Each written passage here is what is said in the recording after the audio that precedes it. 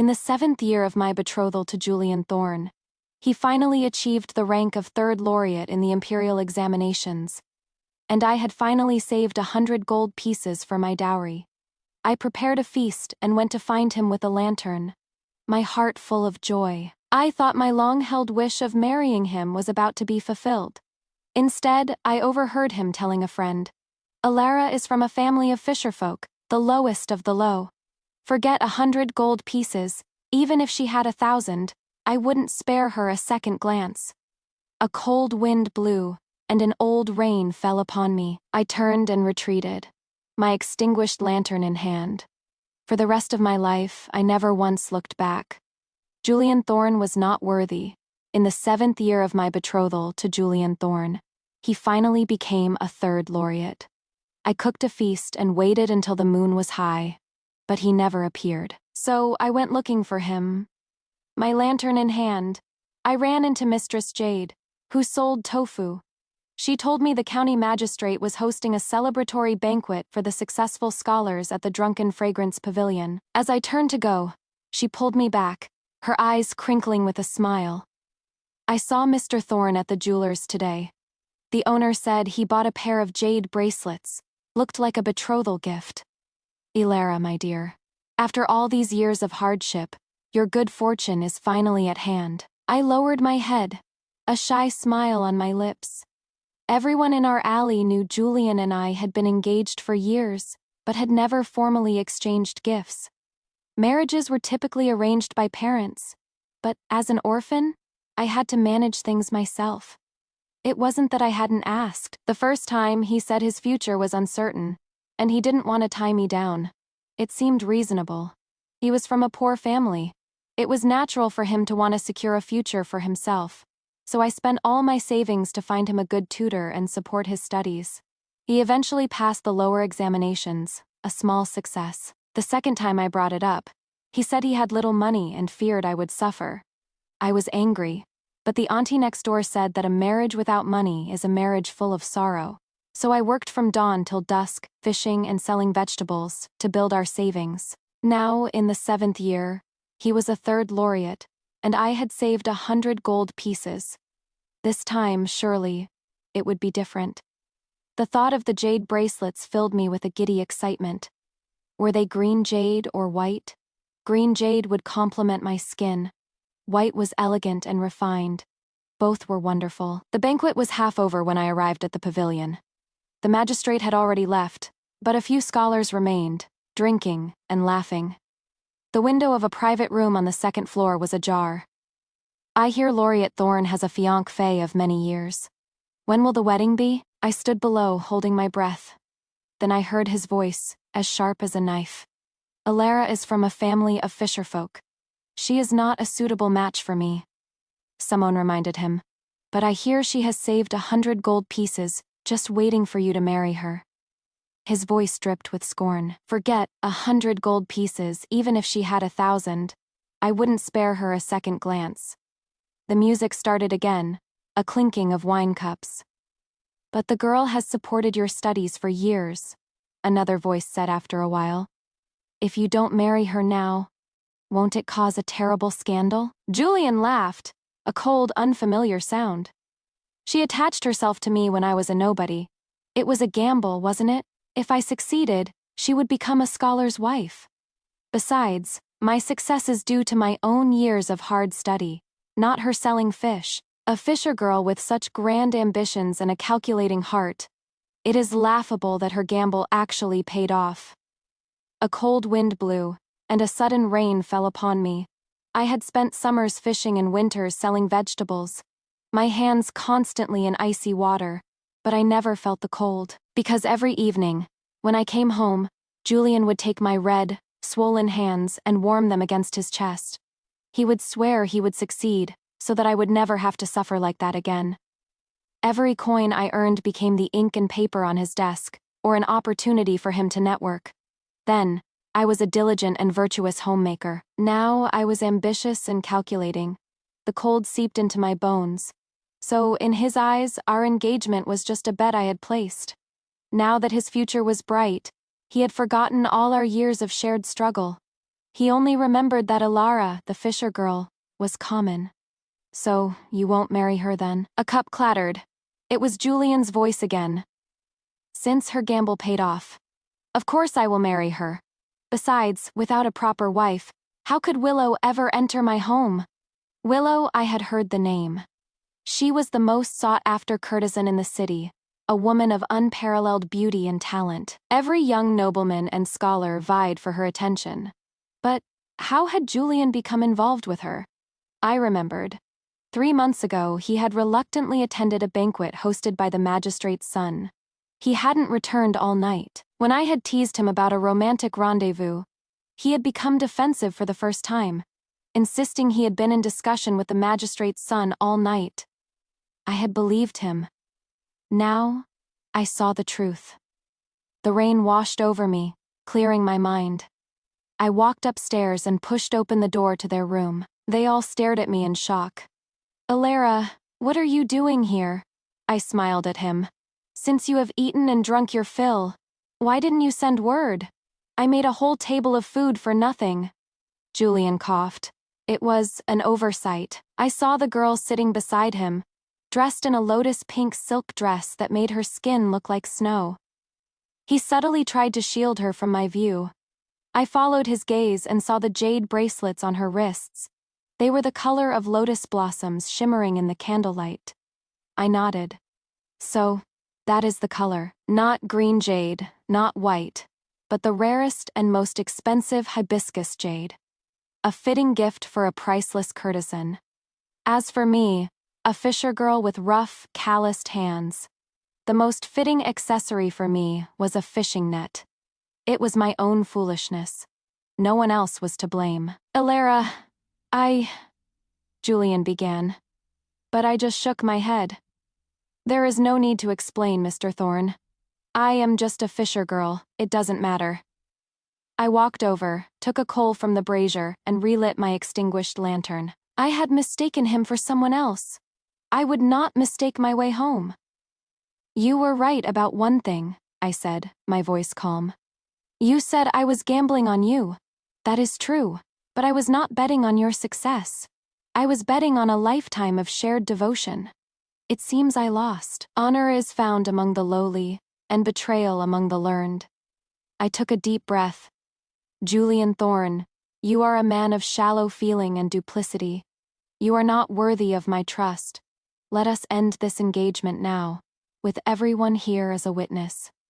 His face turned pale. As I reached the bottom of the stairs, I heard his voice, almost a scream. "Ilara, if you break this engagement today, you will regret it." I smiled, 2 cold raindrops tracing paths down my cheeks, and walked away. For the rest of my life, I never regretted it. The road I had traveled was too muddy. To look back would only dirty my dress. Ilara, a fisher girl, was never, ever common. But then, someone came after me. It was Willow, the courtesan.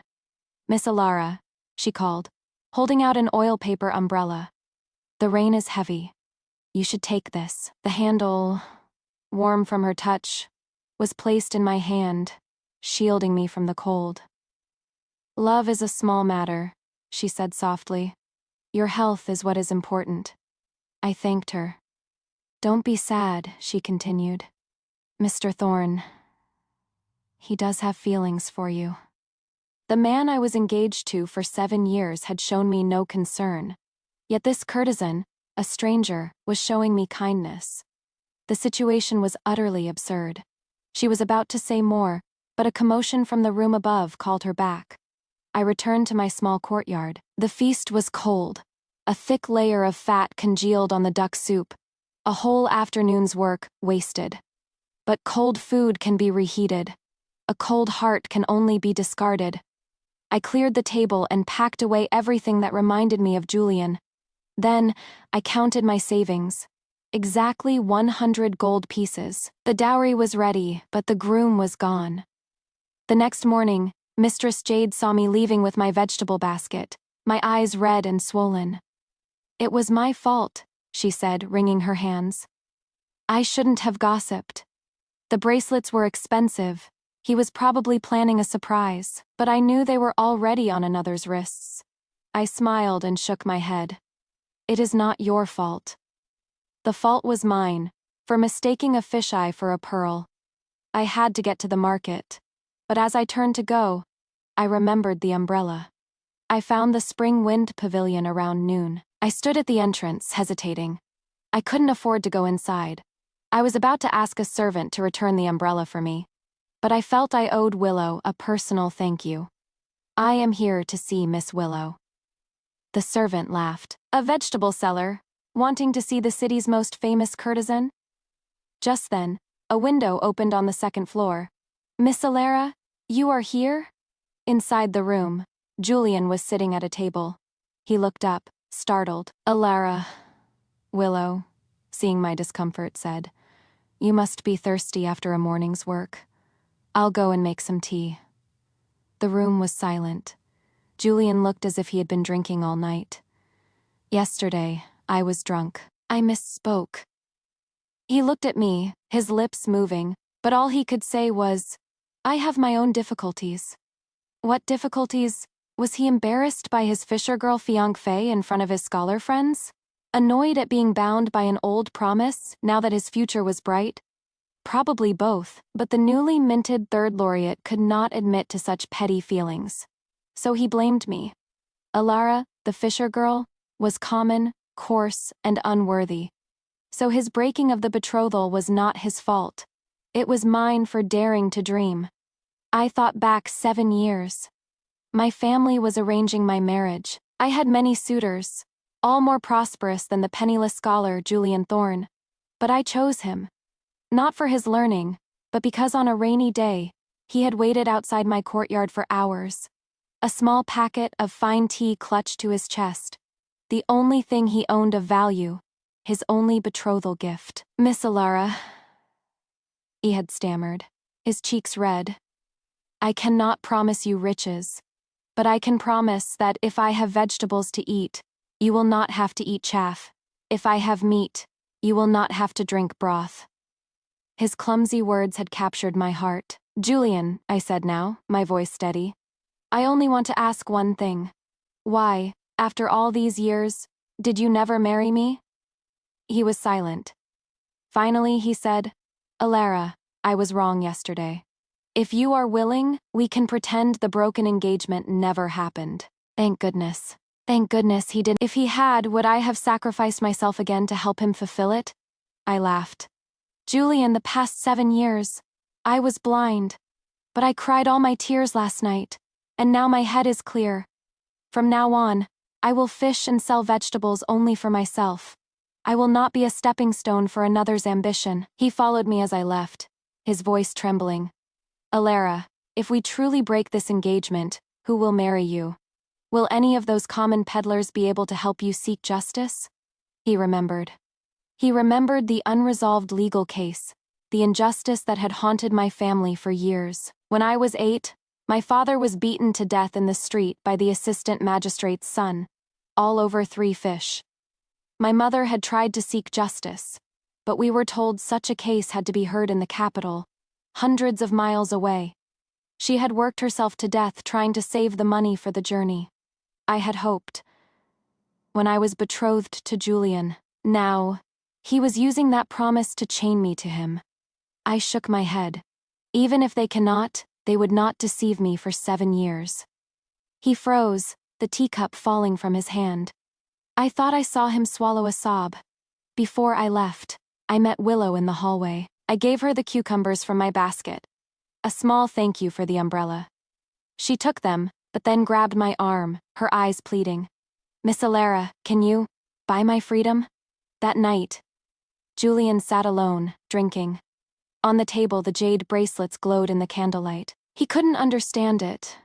Willow asking Alara to buy her freedom, it was unheard of. He had promised to free her himself, to take her as his concubine. But she had said, "A man's promises in a pleasure house cannot be trusted. Miss Alara is decisive and repays her debts. I trust only her." And Alara had agreed. The gold she had saved for so long was given to the madam of the pavilion in exchange for a thin piece of paper. As she left, Willow had returned the bracelets. He didn't understand. Why had they both abandoned him? He had already admitted his mistake. Why wouldn't she forgive him? He hadn't meant to insult her. It was his classmate, Wei Shun, who had provoked him, mocking his humble origins. He had to maintain his pride. He thought if the harsh words came from his own mouth, they would hurt her less. He was wrong. He never imagined she would be there to hear them. He should have married her when she first asked. Their child would be in school by now. But he had hesitated, always planning, always strategizing. He had planned his career perfectly but had neglected her. And now, the once warm heart had grown cold. He took another drink.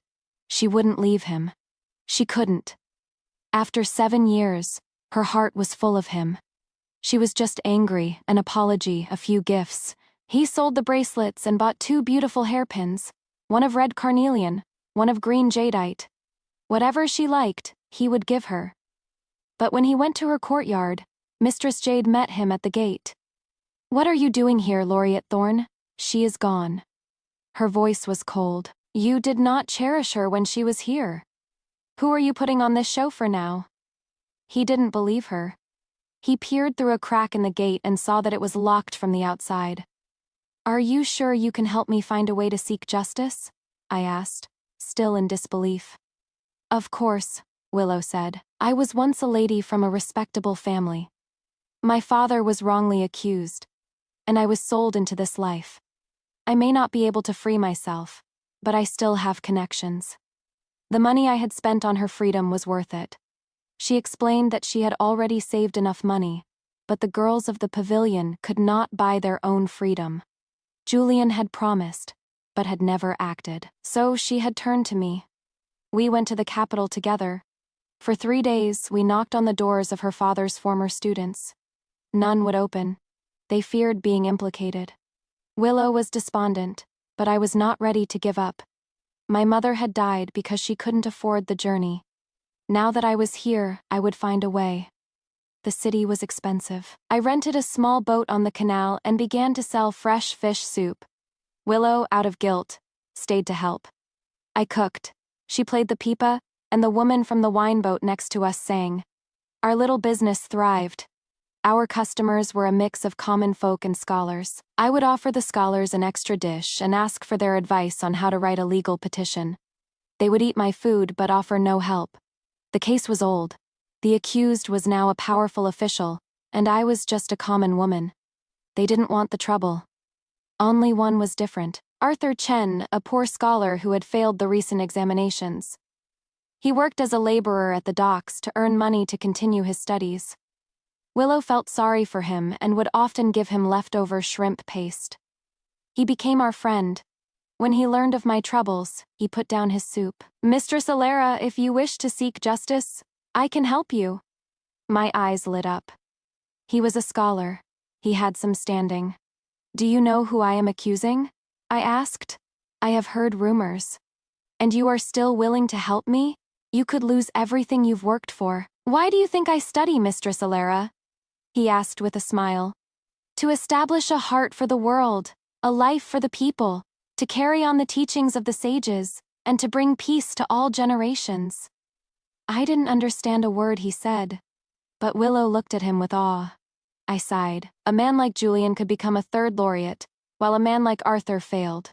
The world was truly unjust. Arthur wrote a masterful petition. 2 days after it was submitted to the court in Kaifeng, the case was accepted. The old magistrate, Zhang, was summoned. He was a kind-faced old man, not the villain I had imagined. When he heard what his son had done, he wept. My son was spoiled by his mother. I thought I could correct him, but I never imagined he would do such a thing. "I cannot bring back your father, my girl, but I will accept the punishment for this crime." He had his son brought to the court and forced him to sign a confession. The case that had plagued my family for years was settled in a matter of days. The magistrate's son was sentenced to be hanged. The old magistrate resigned his post and entered a monastery to atone for his son's sins. With the case closed, I prepared to leave the capital. I gave my small business to Arthur as thanks. Willow came to see me off. She had repaid her debt to me and was now going to find her exiled parents. Before I left, she told me she had instructed the madam of the Spring Wind Pavilion to tell Julian that we had gone to Suzhou. He has likely already gone south, she said with a mischievous smile. A waste of his 7 years of study, but he deserves it. A faithless man like him has no place in the court. I laughed. There was no justice for a broken heart. All a woman could do was guard her own. As my boat pulled away from the shore, I saw Willow throw her cherished pipa into the water. A final, decisive break with her past. The splash soaked her, but she smiled, a radiant, defiant smile. Not the ethereal goddess of the pleasure house, nor the gentle woman I had first met, but the bold, spirited young lady she had once been.